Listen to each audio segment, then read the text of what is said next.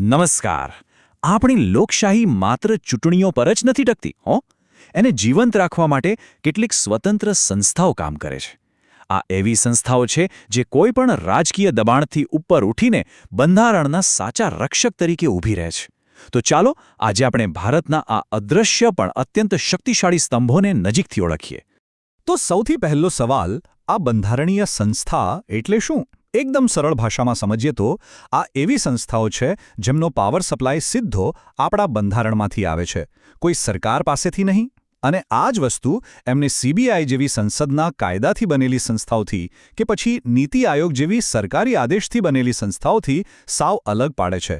એમની આઝાદીની ગેરંટી ખુદ બંધારણમાં લખેલી છે. તો આજે આપણે શું શું જોવાના છે? સૌથી પહેલાં વાત કરીશું મતના રક્ષકની, પછી દેશની તિજોરી પર નજર રાખનારા ચોકીદારોની, ત્યાર પછી દેશના વહીવટી તંત્રની કરોડરજ્જુ સાચવનારા સંચાલકોની, અને છેલ્લે કાનૂની અને સામાજિક ન્યાયના પ્રહરીઓ પર ચર્ચા કરીશું. ચાલો શરૂઆત કરીએ લોકશાહીના સૌથી મોટા અને સૌથી મહત્વના પાયાથી, અને એ છે મુક્ત અને નિષ્પક્ષ ચૂંટણી.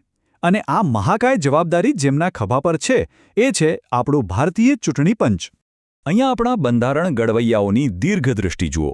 મુખ્ય ચૂંટણી કમિશનરને એમના પદ પરથી હટાવવા એ સુપ્રીમ કોર્ટના જજને હટાવવા જેટલું જ લગભગ અશક્ય કામ છે. આવું શા માટે? જેથી તેઓ કોઈપણ સરકારના દબાણમાં આવ્યા વગર નીડર થઈને પોતાના નિર્ણયો લઈ શકે. આ જ તો છે એમની સ્વતંત્રતાનું અસલી રક્ષણ કવચ. લોકસભાની ચૂંટણીઓ હોય કે રાષ્ટ્રપતિની, મતદાર યાદી બનાવવાની હોય કે રાજકીય પક્ષોને ચૂંટણી ચિહ્ન ફાળવાનો હોય, આ બધા જ કામ ચૂંટણી પંચ કરે છે. પણ હા, એક નાનકડો પણ મહત્વનો તફાવત હંમેશા યાદ રાખવા જેવો છે. આપણા ગામડાની પંચાયત કે શહેરની નગરપાલિકાની ચૂંટણીઓ કેન્દ્રીય ચૂંટણી પંચ નહીં, પણ જે તે રાજ્યનું પોતાનું ચૂંટણી પંચ કરાવે છે. સારું, ચૂંટણીઓ તો થઈ ગઈ, પણ દેશ ચલાવવા માટે જે રૂપિયા પૈસા જોઈએ એનું શું? હવે આપણે એ બે સંસ્થાઓની વાત કરીશું જે દેશના દરેક પૈસાના હિસાબ પર બાજ નજર રાખે છે. દર 5 વર્ષે ભારતમાં એક નાણાં પંચ બને છે. એનું મુખ્ય કામ શું? તો કે કેન્દ્ર અને રાજ્યો વચ્ચે નાણાકીય સંતુલન જાળવવાનું.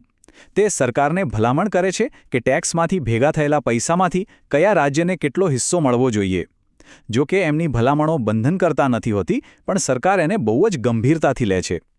કમ્ટ્રોલર અને ઓડિટર જનરલ એટલે કે CAG. આ પદ કેટલું મહત્વનું છે એ સમજવા માટે આપણે બીજે ક્યાંય જવાની જરૂર નથી.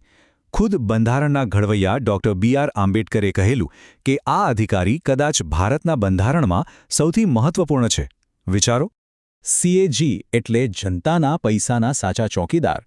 સરકાર જે પણ રૂપિયો ખર્ચે છે એનો હિસાબ રાખવાનું અને એનું ઓડિટ કરવાનું કામ CAG કરે છે. અને એમની સ્વતંત્રતા જળવાઈ રહે એ માટે એવી વ્યવસ્થા છે કે નિવૃત્તિ પછી તેઓ સરકારમાં બીજું કોઈ પદ લઈ જ ન શકે, જેથી ભવિષ્યના કોઈ લાભની લાલચ વગર તેઓ નિષ્પક્ષ રહીને કામ કરી શકે. સરકાર ગમે તેટલી સારી નીતિઓ બનાવે, પણ જો એને લાગુ કરનારા અધિકારીઓ કાબિલ ન હોય તો બધું નકામું. હવે આપણે એ સંસ્થાઓની વાત કરીશું જે દેશના વહીવટીતંત્રની આ સ્ટીલ ફ્રેમ એટલે કે સિવિલ સર્વિસને ટકાવી રાખે છે. અહીંયા બંધારણની એક જબરદસ્ત ગોઠવણ જુઓ. રાજ્ય સેવા આયોગ, જેમ કે ગુજરાતમાં GPSC છે, એના સભ્યોની નિમણૂક ભલે રાજ્યના ગવર્નર કરતા હોય, પણ એમને હટાવવાની સત્તા ફક્ત અને ફક્ત દેશના રાષ્ટ્રપતિ પાસે છે. રાજ્ય સરકાર ઈચ્છે તો પણ એમને હટાવી ન શકે. આ એક એવી વ્યવસ્થા છે જે રાજ્ય સ્તરની ભરતી પ્રક્રિયાને રાજકીય દખલગીરીથી સંપૂર્ણપણે બચાવે છે. હવે આપણે પહોંચ્યા છીએ આપણા આજના વિશ્લેષણના છેલ્લા પડાવ પર. હવે આપણે એ સંસ્થાઓને જોઈશું જે સરકારને કાનૂની સલાહ આપે છે અને સમાજના સૌથી સંવેદનશીલ વર્ગોના અધિકારોની રક્ષા કરે છે. એટોર્ની જનરલ એટલે ભારત સરકારના સૌથી મોટા વકીલ. સુપ્રીમ કોર્ટમાં કે કોઈપણ કાયદાકીય મામલે સરકારનો પક્ષ તેઓ જ રાખે છે. એમની લાયકાત સુપ્રીમ કોર્ટના જજ બનવા જેટલી હોવી જોઈએ. અને સામાન્ય રીતે તેઓ રાષ્ટ્રપતિની મરજી હોય ત્યાં સુધી પોતાના પદ પર રહે છે. અને હવે એક ખૂબ જ રસપ્રદ વાત. એટર્ની જનરલ સંસદના સભ્ય નથી હોતા, છતાં તેઓ લોકસભા કે રાજ્યસભા બંનેની કાર્યવાહીમાં ભાગ લઈ શકે છે, બોલી શકે છે, પોતાનો મત રજૂ કરી શકે છે. પણ તેઓ વોટિંગમાં ભાગ નથી લઈ શકતા. કેમ? કારણ કે તેમની ભૂમિકા સરકારના સલાહકારની છે, જનતાના પ્રતિનિધિની નહીં. જેવી વ્યવસ્થા કેન્દ્રમાં છે, બરાબર, એવી જ વ્યવસ્થા રાજ્યોમાં પણ છે. જે રીતે કેન્દ્રમાં એટર્ની જનરલ હોય, એ જ રીતે દરેક રાજ્યમાં એડવોકેટ જનરલ હોય છે, જે રાજ્ય સરકારના મુખ્ય કાયદાકીય સલાહકાર તરીકે કામ કરે છે. આપણું બંધારણ સામાજિક ન્યાય માટે પ્રતિબદ્ધ છે અને આ માટે અનુસૂચિત જાતિ માટેના રાષ્ટ્રીય આયોગની રચના મૂળ બંધારણથી જ કરવામાં આવી હતી. પણ સમય જતાં જરૂરિયાત મુજબ આ વ્યવસ્થા વધુ મજબૂત બની.